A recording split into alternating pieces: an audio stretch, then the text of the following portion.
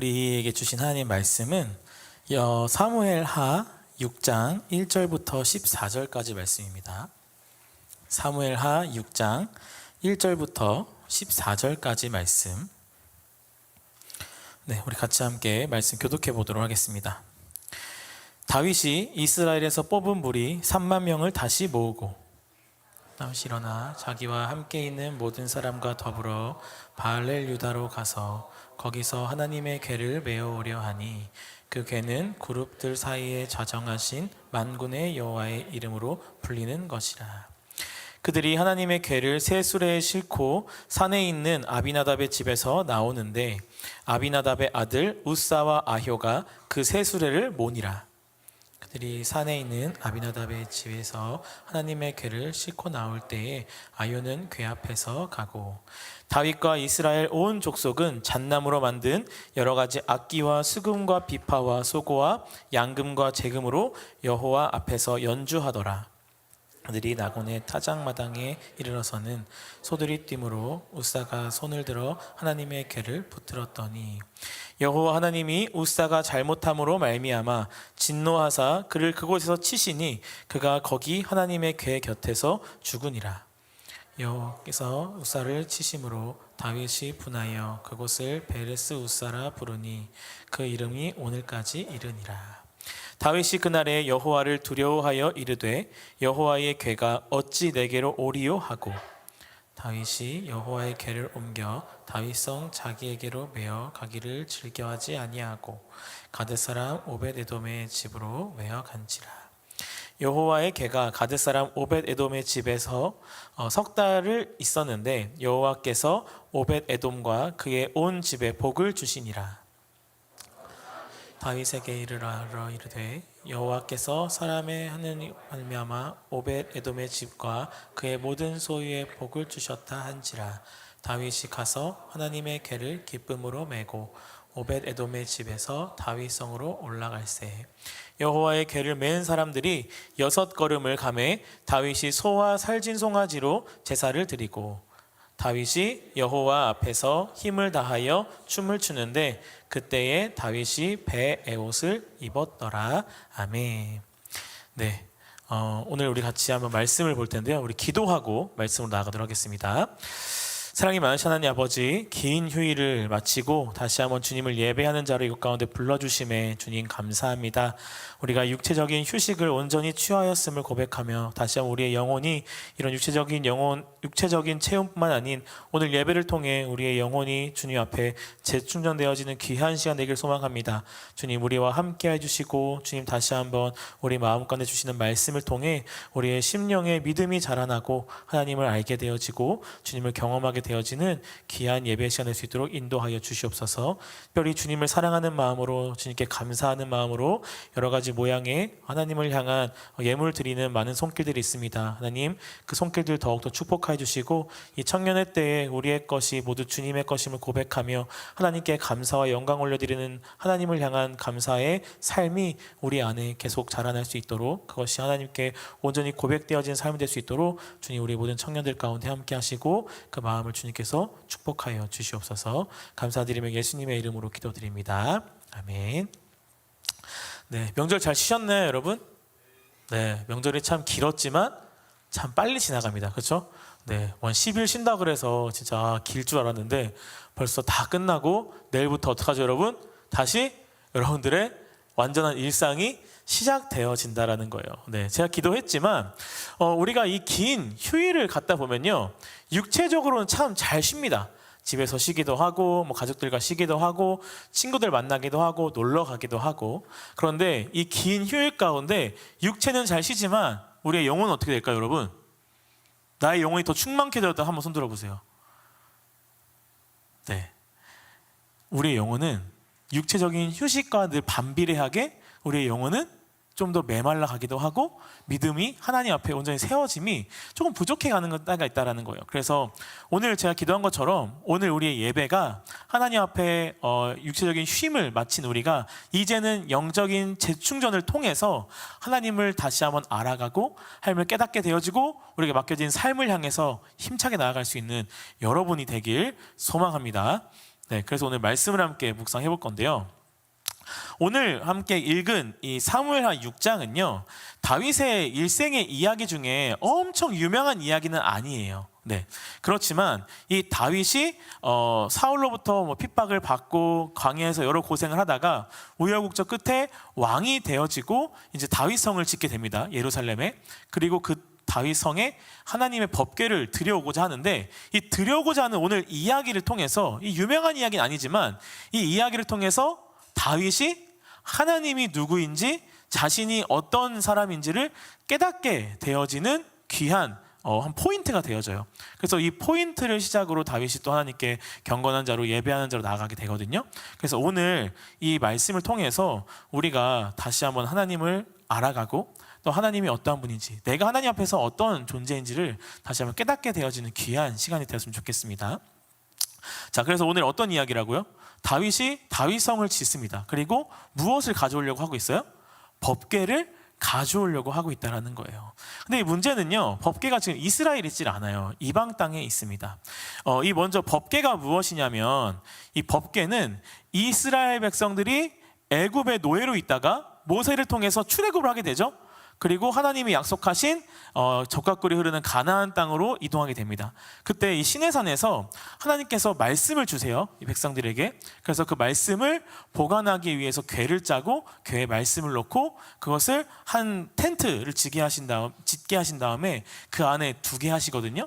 네, 그래서 그곳을 보통 우리가 언약궤, 하나님의 궤, 그다음 우리가 오늘 얘기하는 것처럼 법궤, 이런 것들을 계속 증거궤, 이런 여러 가지 모습들로 부르게 되어져요.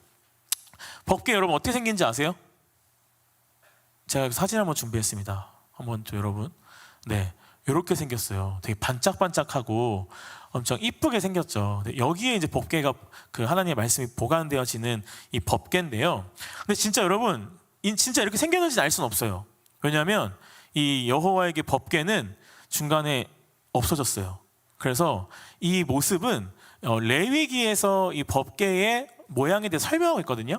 그 설명하는 것을 근거로 해서 많은 사람들이 상상을 해서 만들어낸 모습입니다. 그래서 진짜 이렇게 생겼는지는 똑같은지는 알 수 없지만 그래도 말씀에 근거하여 만들었기 때문에 이러지 않을까 우리가 좀 상상하는 거예요. 이것이 법궤입니다.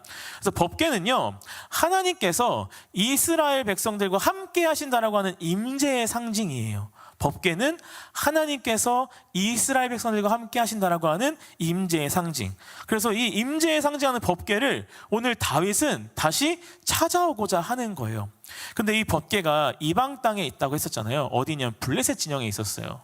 이것이 왜 블레셋 진영에 있었냐면, 이스라엘이 이 사무엘상 초반부에 가면은 한 3장 4장 쪽에 나타나는데, 이스라엘이 블레셋과 전쟁을 하게 됩니다.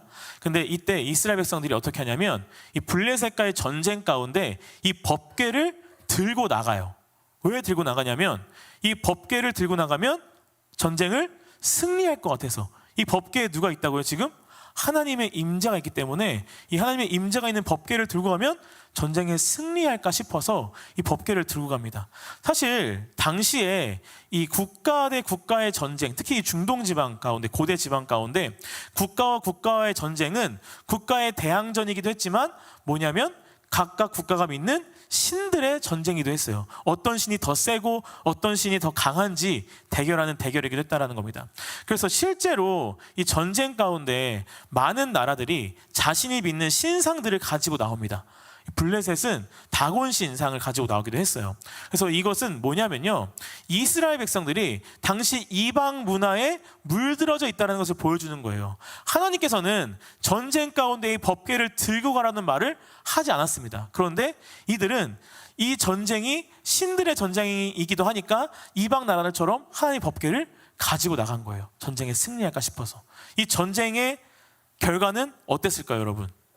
당연히 이스라엘이 패했습니다. 그리고 블레셋이 이 법궤를 가져가요. 그래서 법궤를 가져다가 이 블레셋이 믿고 있는 다곤 신이라고 하는 신전에 두게 되거든요. 그런데 이 하나님의 법궤가 다곤 신전에 딱 들어가니까 자꾸 이상한 일이 일어나는 거예요. 다곤 신상이 넘어져 있습니다. 그리고 다곤 신상 위에 법궤가 올려져 있고, 다시 다곤 신상을 세워놨더니 다음날 갔더니 다곤 신상이 박살나 있는 겁니다. 뿐만 아니라 이 지역에 이 종기의 재앙들이 자꾸 일어나게 되는 거예요. 그러니까 블레셋 사람들이 이거 너무 이 법궤가 너무 불안하고 두렵다 해가지고 이 법궤를 다시 이스라엘 백성들에게 보내요. 근데 이스라엘 백성들이 법궤를 받고 나서 어떤 일이 일어나면 또 70명이 죽게 됩니다. 그러니까 이스라엘 백성들도 이 법궤가 두려운 거예요. 그래서 이 법궤를 어떻게 하냐면 아비나답의 집에 짱 박아 놓습니다. 그리고 시간이 흘러가게 되는 거예요. 그리고 어디까지 오는 거예요? 오늘 다윗이 법궤를 가지고 오는 시간까지 오게 되는 거예요. 다윗은 왕이 되고 나서 이 예루살렘을 중심으로 모든 정치권을 집중하고자 했어요. 나라를 다스리고자 했어요. 그래서 예루살렘에 다윗성을 짓게 되고, 이 다윗성에 뭐가 빠져 있습니까? 자신이 왕이지만 진정한 왕이신 하나님의 임재가 빠져 있는 거예요. 그래서 하나님의 임재의 상징인 언약궤를 가지고 오고 싶어 했고, 뿐만 아니라 이것을 가지고 오면 어떻게 될까요? 많은 사람들이 이 다윗성 예루살렘에 와서 하나님께 제사를 올리고 하나님 만나겠죠. 그래서 어떤 이런 신앙적인 부분들, 그리고 정치적인 어떤 부분들을 통틀어서 다윗은 이 법궤를 가지고 오고 싶어 하는 거예요. 그래서 오늘 본문처럼 법궤를 다시 되돌려 갖고 오고 있는데요. 근데 여기서 이상한 일이 벌어지죠. 이상한 일이 벌어져요.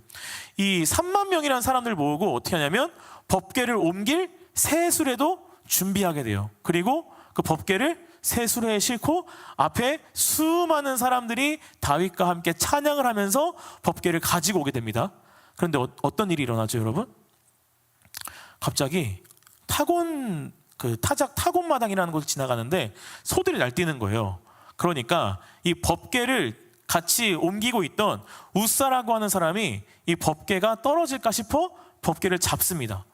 그래도 어떻게 돼요? 이 우사가 하나님의 진노를 받아 죽게 되는 거예요. 이 8절과 9절 말씀을 보면요, 여러분 이렇게 말씀하고 있어요. 우리 8절과 9절 말씀 읽어봅시다. 여호와께서 우사를 치심으로 다윗이 분하여 그곳을 베레스 우사라 부르니 그 이름이 오늘날까지 이르니라. 9절 말씀, 다윗이 그날에 여호와를 두려워하여 이르되 여호와의 궤가 어찌 내게 오리요 하고, 이 다윗이 법궤를 옮기는 과정 중에서 우사라고 하는 사람이 법궤가 떨어질까 염려하여 잡고 죽은 이후에 이 오늘 8절과 9절 말씀에서 다윗이 어떻게 하고 있다고 얘기합니까, 여러분? 하나님을 향해서 분노하고 있고 하나님을 두려워하고 있다고 이야기하고 있다는 거예요. 하나님을 향한 분노와 두려움의 감정을 느끼고 있다고 이야기하고 있습니다. 이 부분에 대해서 팀 켈러 목사님이 어떤 말씀을 하시냐면요, 팀 켈러 목사님이 이런 말씀을 하셔요. 우리가 지나치게 화를 내고 지나치게 불안해하고 교만하고 위축될 때마다 사실 당신은 성경의 하나님이 누군지 모르거나 잊고 있거나 이해하지 못하는 것입니다.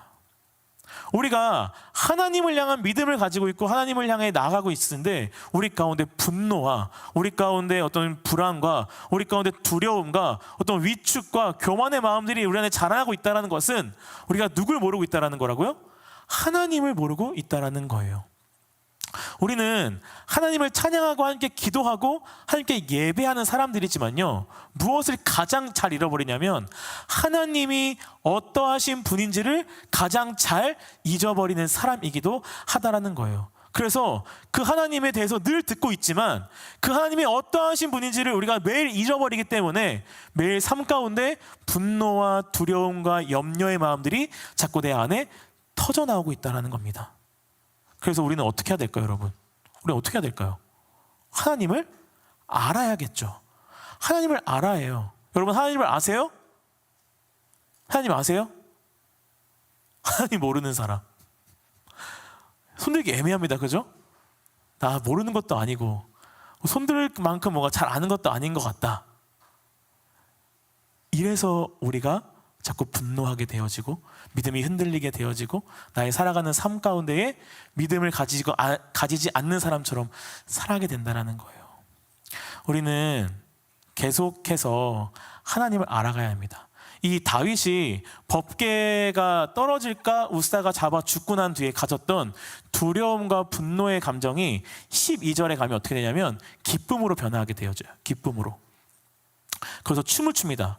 그래서 뭐 배 에옷이라고 하는데 이게 뭐냐면 배로 짜진 옷이에요. 그러니까 너무 춤을 추니까 속옷이 비칠 정도로 춤을 춘다는 거예요. 너무 기뻐서. 어떻게 이 다윗은 하나님을 향한 분노와 이런 두려움의 마음이 기쁨으로 변하게 되었을까요? 그것은 다윗이 하나님이 어떠하신 분인지를 다시 한번 깨달았기 때문이라는 거예요.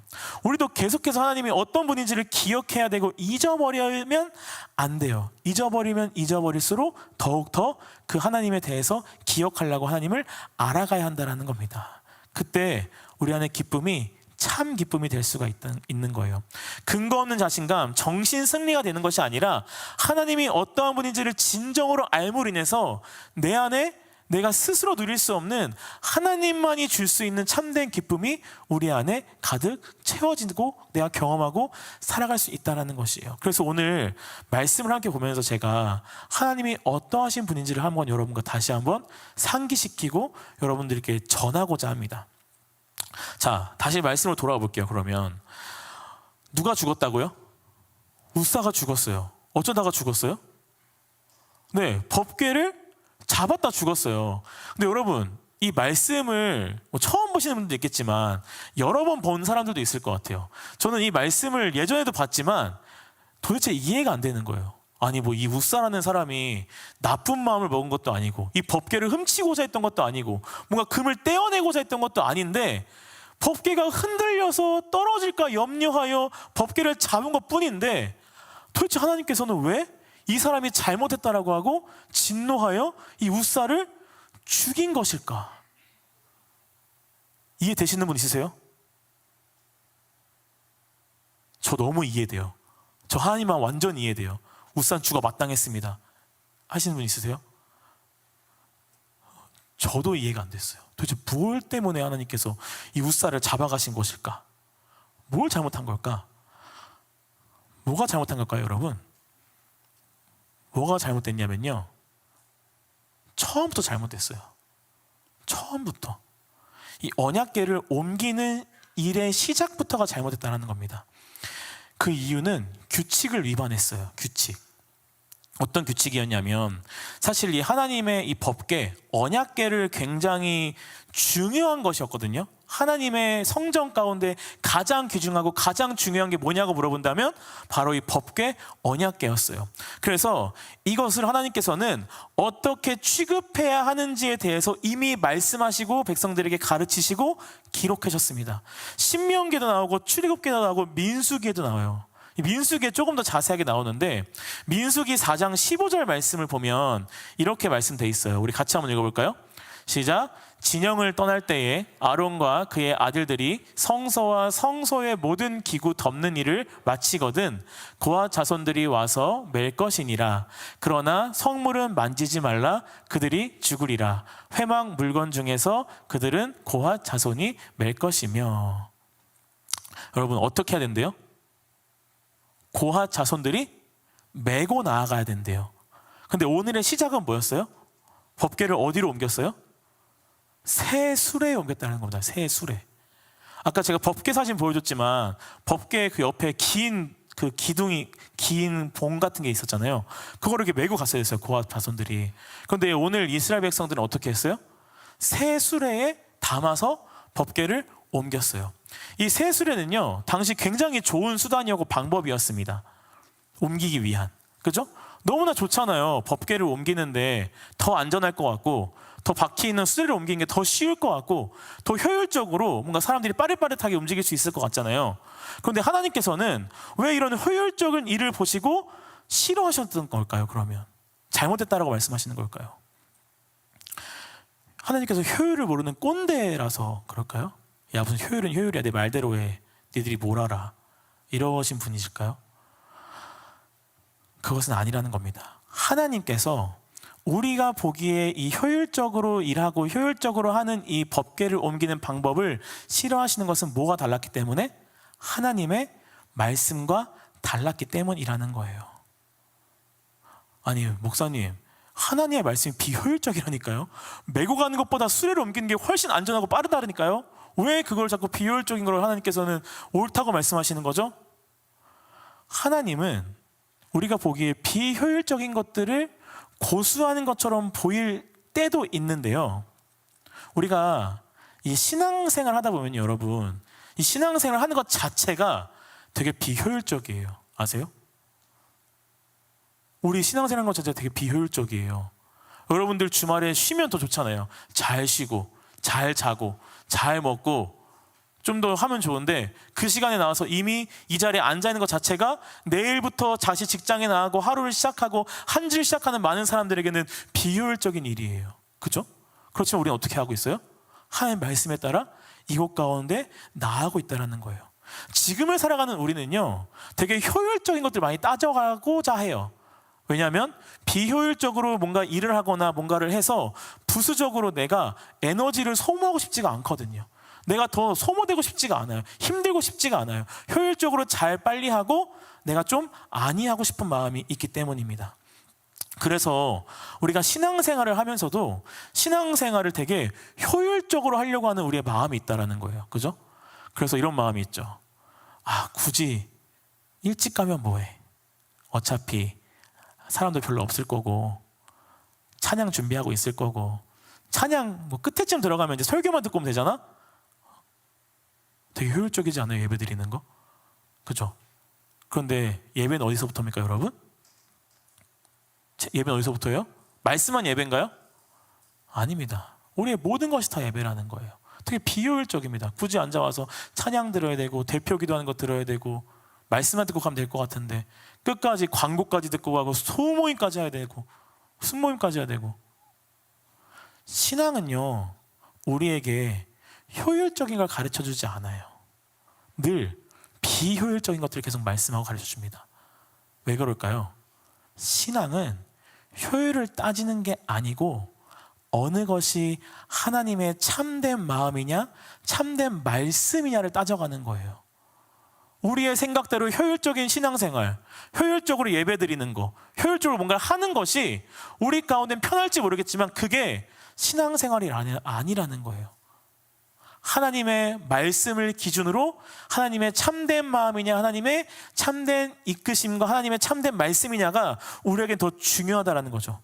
그래서 우리가 비효율적으로 느껴지는 일을 참 많이 합니다. 뭐예요? 다른 사람 사랑하기, 다른 사람 용서하기, 보고 싶지 않은 사람 끝까지 보듬어 가기. 세상적으로 보면 얼마나 비효율적이에요. 보고 싶지 않은 사람 끊어내면 내 감정 소모 안 합니다. 용서하려면 어떻게 해요, 여러분? 내 마음이 뒤집어지고 또 뒤집어지고 또 뒤집어져야 용서가 될랑말랑합니다. 밖에 사람들 어떻게 해요? 굳이 나의 마음이 그렇게 힘들게 해서 다른 사람과 관계하는 거 싫어. 그냥 인연 끊고 살면 돼. 안 보면 그만이야 라고 살아가는 사람들. 그렇죠. 우리는 하나님의 말씀에 따라 사랑하고자 용서하고자 보듬어 가고자 늘 그 말씀에 비효율적으로 내 삶을 내 감정을 소모하며 살아가는 사람들이라고요. 왜요? 효율적으로 신앙생활을 하는 것보다 비효율적으로 하나님의 말씀에 따라 살아가는 이 신앙생활을 하게 될 때 우리가 뭘 느끼게 되냐면 참된 하나님의 은혜와 하나님의 말씀의 기쁨을 누리게 됩니다. 용서란 이런 거구나. 사랑이란 이런 거구나. 하나님께서 나를 이렇게 사랑하셨구나.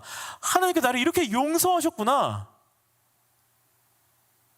내가 이 땅 가운데 그냥 살아가는 존재가 아니라 하나님께 그 정도로 귀한 존재이구나. 우리가 깨달게 된다는 거예요. 너무나 비효율적인 것처럼 보일지라도 하나님께서는 늘 그걸 말씀하십니다. 그리고 또 하나, 하나님께서 어떻게 하셨어요? 우리를 굉장히 비효율적으로 구하셨어요. 그냥 하나님께서 굳이 인간의 몸으로 오지 않으시고 하나님의 육체를 타고 오셔서 모든 사람들 다 용서하고 그냥 올라가시면 되는데 굳이 아기의 몸으로 태어나셔서 인간이 살아가는 모든 삶을 겪어내시고 십자가에 올라가기 전까지 그 고증 고난을 받으신 후에 십자가에서 생명까지 내어주심으로 우리를 구하셨단 말이에요. 왜 효율적으로 구하지 않으셨을까요? 왜 효율적으로 구하지 않으셨을까요? 하나님께서는 왜 굳이 그 모든 시간들을 허비하고 소비하면서 우리를 구원하셨을까요? 우리가 그 정도로 죄인이라는 사실이에요, 여러분. 그냥 단순히 하나님께서 우리에게 내려오셔서 말씀 하나로 용서할 수 있었지만 그 정도로 용서되어지는 죄인들이 아니었다라는 겁니다. 그 모든 고난과 그 모든 시간들을 우리에게 보여주셨을 때 그나마 우리의 마음에 하나님의 그 비효율적인 시간을 통하여 나의 죄인됨을 보게 되어지는 죄인이 우리이기 때문이라는 거예요. 이 비효율적인 사랑이 우리를 살게 했다는 겁니다. 더 깊이, 더 가까이. 이 우사의 만짐 속에도 이게 담겨져 있어요. 우사의 만짐 속에도. 우사는 법궤를 만졌습니다. 그죠? 왜 만졌어요? 법궤가 땅에 떨어질까 두려워서. 땅에 떨어져서 흙먼지가 묻어서 더러워지지 않을까 염려하는 마음에 우사는 이 법궤를 만졌다라는 거예요. 이게 뭐가 문제인가? 법궤가 상징하는 게 뭐라 그랬죠, 여러분? 법궤의 상징? 하나님의 임재가 법궤의 상징이라고요. 그러면 이 우사는 누굴 만진 거예요, 지금? 하나님을 만진 거예요. 여러분, 하나님을 만지는 것은 굉장히 위험합니다. 왜 그럴까요? 그분은 어느 것 하나 죄가 없으신 엄청 깨끗하시고 정결하시고 거룩하신 분이기 때문이에요. 그래서 죄인된 우리가 그 거룩하신 하나님 만지면 어떻게 될까요? 거룩함에 우리가 죽게 되어져요. 이 거룩함에 대해서 한 목사님은 이렇게 설명하시더라고요. 태양의 비유에서 설명하셨어요. 태양의 비유에서. 여러분, 태양이 있어야 우리가 삽니까? 살지 못합니까? 태양이 있어야 우리가 살아갑니다. 그죠? 태양이 없으면 우리 다 죽을 거예요. 태양이 있어야 되는데 태양이 우리를 살게 하고 늘 우리를 이끌어가기 때문에 우리가 태양이 너무 좋은 거예요. 태양 가까이 갑니다. 태양 가까이 가 태양을 만져요. 여러분 어떻게 될까요? 죽게 된다는 거예요. 우리가 하나님이 없으면 살아갈 수 없는 존재들이에요. 그죠? 그러나 그 하나님은 너무나 거룩하신 분이기 때문에 우리가 태양을 만지는 것처럼 하나님을 만지게 되면 우리가 사르르 사라지게 되어진다는 거예요. 그 거룩하신 분이 우리 하나님이시라는 거죠. 그런데 우사는 어떤 생각을 한 거예요? 땅이 더럽다는 생각을 한 거예요. 땅이 더러워요, 안 더러워요, 여러분? 땅이 더러워요, 안 더러워요? 땅이 뭐 더러울 수도 있겠죠. 근데 하나님 입장에서는 땅이 더러울까요, 안 더러울까요? 하나님 입장에서는 누가 더 더러울까요? 우사가 더 더러운 존재라는 겁니다. 이 땅은요, 하나님이 창조한 그대로 계속 질서와 하나님의 통치 아래 놓여진 존재들이에요.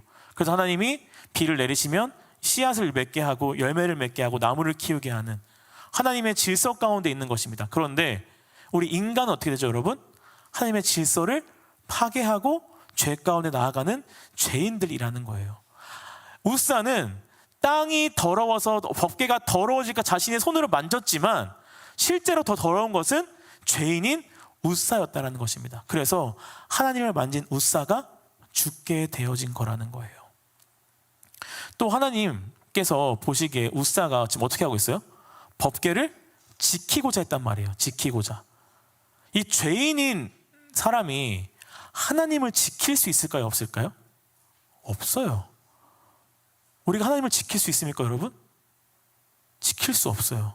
오히려 우리는 하나님으로 인해 지킴받는 사람들이라는 겁니다. 그런데 가끔 우리가 하나님을 생각할 때 내가 하나님께 뭔가 드리고 하나님께 뭔가 올려드리고 하나님께 뭔가 이렇게 베푼다고 생각을 하는 사람들이 있어요. 그것은 우리가 베풀거나 하나님께 올려드리는 것은 감사를 향한 우리의 마음 표현일 뿐이에요. 그래서 하나님이 사랑이시고 하나님이 우리의 삶에 늘 함께 하시고 하나님이 우리를 구하시고 우리의 모든 기도를 들으시고 우리와 함께 하시는 어떤 그런 것들을 늘 얘기하니까 우리는 그것에 취해서 하나님이 나를 사랑하시고 구원하시는 분에만 기억함으로 인해서 하나님이 어떠하신 분인지를 잊어버릴 때가 너무나 많다라는 거예요. 그 크고 위대하신 분을 가끔 나와 비슷한 정도의 생각으로 나아갈 때가 많다는 겁니다. 되게 작게 만들어 나갈 때가 많다는 거예요. 우사는 하나님의 법궤를 지킨다는 생각으로 그걸 했지만 하나님 입장에서는 죄인인 네가 어떻게 나를 지키냐라는 마음으로 진노하신 거예요. 분노하신 거예요. 여러분, 하나님이 얼마나 크신 분인지 아세요? 제가 예전에 유튜브를 보다가 이 우주에 대해서 영상 하나 본 게 있거든요. 근데 그 영상이 어떻게 시작하면 지구 땅에서부터 시작해요. 우리 이런 시선에서 시작해서 점점 올라갑니다. 하늘로 올라가고 지구가 보이고 행성이 보이고 별들이 보이고 점점 막 우주가 막 날아가요. 계속 날아와요. 놀랬어요. 끝이 없어요. 영상이 반복인 줄 알았는데 반복이 아니었어요. 얼마나 우리가 미세한 존재들입니까? 그런데 그 위대하고 그 우리가 끝도 볼 수 없는 우주를 창조하신 분이 누구신 거예요? 하나님이신 거예요. 그 크신 하나님 앞에 우리가 어떻게 하고 있다는 거예요? 하나님을 요만하게 생각하고 살아갈 때가 너무 많다는 거예요. 요만하게. 경외함도 없이, 두려움도 없이, 하나님 앞에 무릎 꿇음도 없이, 그냥 내 손을 들어주는 어떤 지니 같은, 요즘 뭐 드라마 중에 다 이루어질 지니가 되게 인기인 것 같던데, 그 정도의 하나님이 아니시라는 겁니다, 여러분. 위대하시고 엄청 크신 분이에요. 동시에 어떤 분이에요? 위험하신 분이에요. 왜요? 우리가 만질 수가 없어요. 우리가 바라볼 수가 없다는 겁니다. 그 하나님이 어떻게 하신 거예요, 여러분? 우리와 함께하고 계시다라는 거예요. 그 하나님이 여러분들을 사랑하신다라는 거예요. 그 하나님이 우리를 살리기 위하여 대신 죽으셨다라는 거예요. 우사는 자신이 더러운 죄인임을 잊고 있었던 거예요. 그래서 자신이 하나님을 지키는 자로 하나님을 너무 작게 여겼던 것이죠. 하나님을 지킬 수 있는 자는 한 명도 없습니다, 여러분. 우리는 가끔 이런 생각을 할 때가 있어요. 목사님, 그래도 저는 나름 괜찮게 살아가고 있어요. 하나님을 믿는 사람으로서, 하나님의 백성으로서 술, 담배도 안 하고요. 분쟁이 있을 때 사람들 막 어떻게 하면 화해시킬까 맨날 그 안에서 너무 힘들고요. 근데 교회에서 뭐 하자고 하면은 저는 그래도 순종하는 마음으로 다 따라갈 때가 너무나 많습니다. 주일에 무조건 교회에서만 시간 보내려고 해요. 이 정도면 낫지 않아요? 이것도 안 하는 사람 수두룩 빽빽 하잖아요. 저 좀 낫지 않아요? 라고 말하는 사람이 있어요. 그럼 제가 뭐라고 할까요? 그 사람한테? 저는 목사인데요, 저는 제 삶을 다 내어놓았어요. 제가 더 거룩하지 않나요? 그럼 저는 하나님 만질 수 있어요, 여러분? 없어요. 제가 잘났다는 게 아니라, 여러분들이 목사가 되바라는 게 아니라 성경에서 이야기합니다. 의인이 없나니 하나도 없느니라. 모든 사람이 다 하나님 앞에서 죄인이라는 거예요. 우리는 모두 죄인입니다, 여러분. 하나님을 가까이 할 수 없는 자들이에요. 그래서 하나님께서는 그 사실을 우사의 죽음을 통해 말씀하시는 거예요. 너희들이 내가 이 괴라고 하는 곳에 갇혀 있으니 내가 작게 보이나 본데 아니다. 내가 너희를 이끄는 하나님이고 이 우주의 창조주이고 그 어느가 비교할 수 없는 가장 크고 거룩하신 위대한 분이다 라는 것을 말씀하시는 겁니다.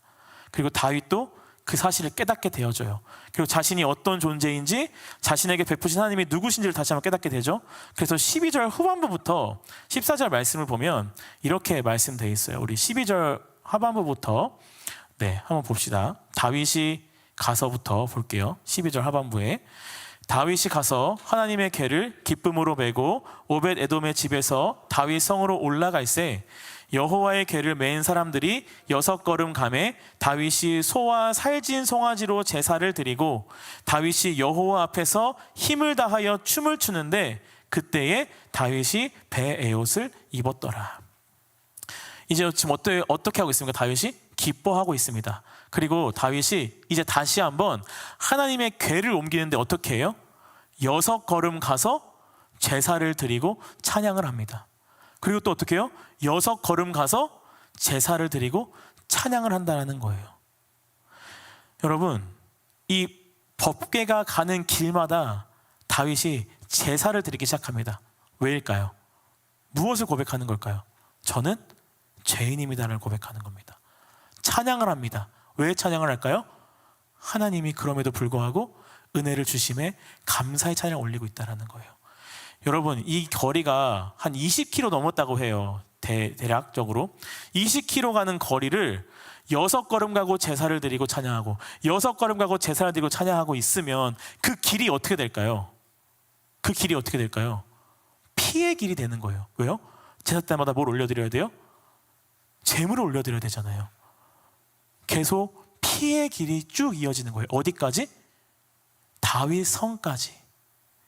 그리고 그 금으로 된 하나님의 언약궤가 피의 길을 따라 다윗 성으로 가서 어디에 놓이냐면 지성소라고 하는 곳에 놓여요. 가장 안쪽, 빛도 들어오지 않는 가장 안쪽에 놓여요. 그리고 이 지성소는 하나님의 임재가 임하는 곳이고, 이곳에 들어갈 수 있는 사람은 딱 한 명, 대제사장밖에 없었습니다. 언제? 1년에 딱 한 번, 이 속죄를 위하여 대속죄일에 이 모든 이스라엘 백성들의 죄를 사해 주시기를 간구하는 마음으로 이 피 양동이를 들고 들어가는 거예요. 근데 이 대제사장도 여러분, 죄가 있으면 되었을까 안 되었을까요? 죄가 있으면 안 됐어요.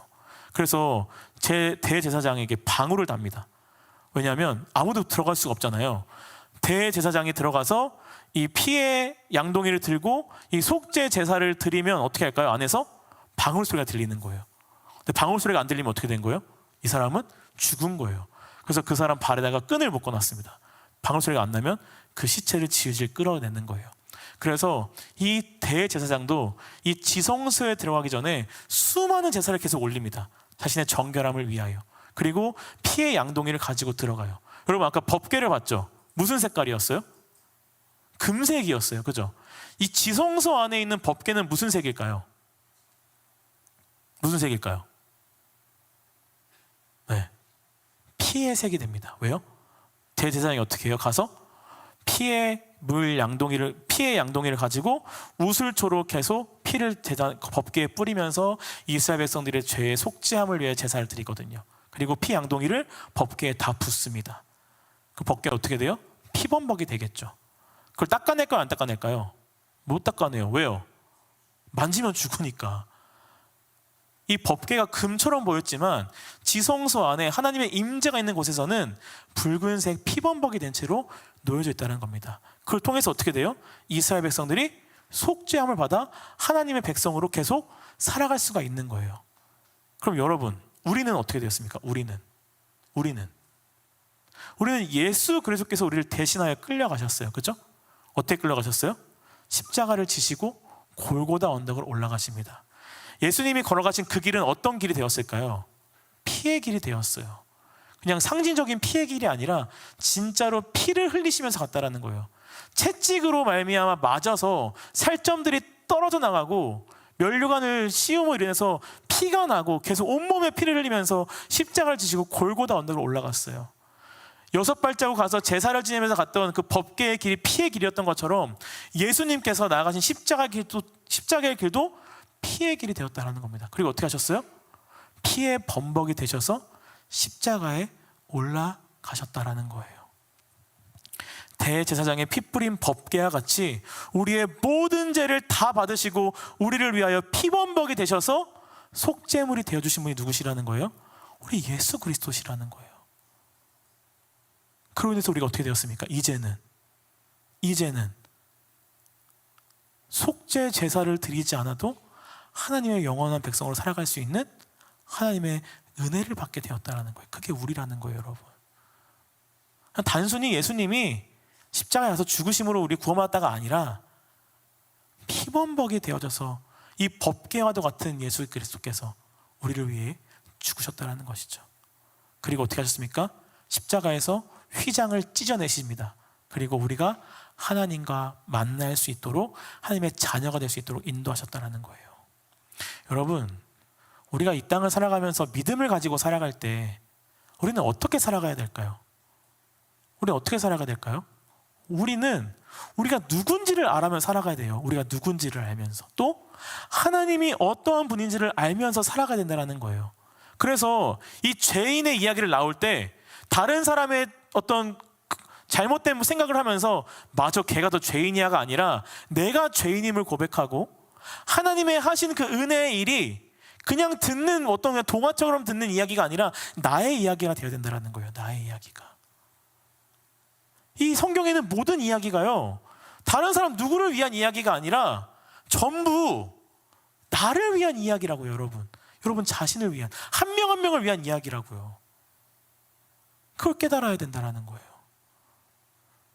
제가 알고 있다는 청년이 있었는데요, 이 청년이 7년 동안 연애를 했어요. 그래서 이제 이 친구는 결혼할 생각을 하고 있었던 거예요. 결혼을 언제 하면 될까? 그래서 결혼을 생각하고 있었는데 어느 날 상대방이 와서 내가 기도해 보니까 너와의 결혼이 그려지지 않아. 우리 그만 헤어지자라고 헤어진 거예요. 그래서 갑자기 어느 날 하루 만에 7년의 연애가 끝나버렸습니다. 너무너무 힘들어하는 거예요. 그래서 제가 이 친구를 잠깐 만나게 됐어요. 그래서 이 친구한테 이야기를 해줬죠. 상심했겠다. 그렇지만 하나님께서 이 시간을 통해서 선하게 이끌어 주시고 좋은 사람 만나게 해줄 거야. 위로가 됐을까요? 그 친구가? 그 친구와 감사합니다 하고 갔을까요? 똥 씌운 표정이었습니다. 그래서 어쩌라고요 목사님, 약간 이런 표정이었어요. 지금 너무 힘들어 죽겠는데. 그래서 그 친구가 매일 뭐 하냐고 그러니까 매일 자신의 이야기 같은 슬픈 발라드를 듣는데요. 모든 게 다 자기 이야기래요. 들을 때마다 여기가 막 쑤셔 죽겠대요. 너무너무 눈물이 난대요. 그래서 제가 너무 힘들겠다, 힘내라 하고 기도를 하고 보냈습니다. 근데 그 친구가 가면서 그런 생각이 들었대요. 그래도 목사님 만나고 왔는데 CCM을 좀 들어볼까? 여러분 그런 생각 들으세요? 저 만나면 CCM을 들어야겠다는 생각이 들으세요? 가요를 듣다가? 잘 모르겠어요 저는. 그 친구가 CCM을 들었대요. 근데 CCM을 듣는데 그 모든 이야기가 예전에는 그냥 그래 CCM이다 라고 들었는데 갑자기 자신을 향한 하나님의 말씀처럼 들렸다는 겁니다. 그랬더니 그 마음에 알지 못하는 위로들이 막 다가왔대요. 아, 진짜 하나님이 나를 이렇게 사랑하신 거구나. 하나님이 나와 함께 하시구나. 내 힘든 상황을 나만 힘들어하고 있는 게 아니라 하나님 다 알고 계시구나.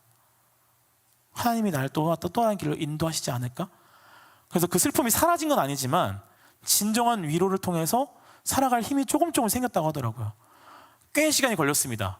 한 거의 1년 가까이 걸린 것 같아요. 그래서 친구 회복하기까지가. 그런데 그 친구가 교회를 떠나지 않고 매일 예배를 나가고 예배를 섬기고 그 자리를 떠나지 아니었어요. 그 시작은 슬픈 발라드가 위로가 돼서가 아니라 그 CCM의 가사들이 내 이야기가 되어서 위로가 되었다라는 거예요.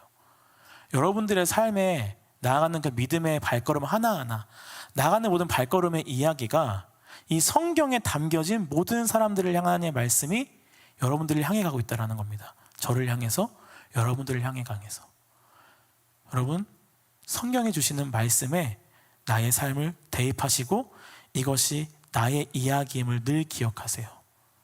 죄인됨도 내 이야기고 주시는 은혜의 이야기도 나를 향한 하나님의 말씀이라는 겁니다. 그 사실을 우리가 깨닫게 되어질 때 우리가 두려움의 감정에서, 염려의 감정에서, 걱정의 감정에서 우리는 자유하게 될 때가 다가올 거예요.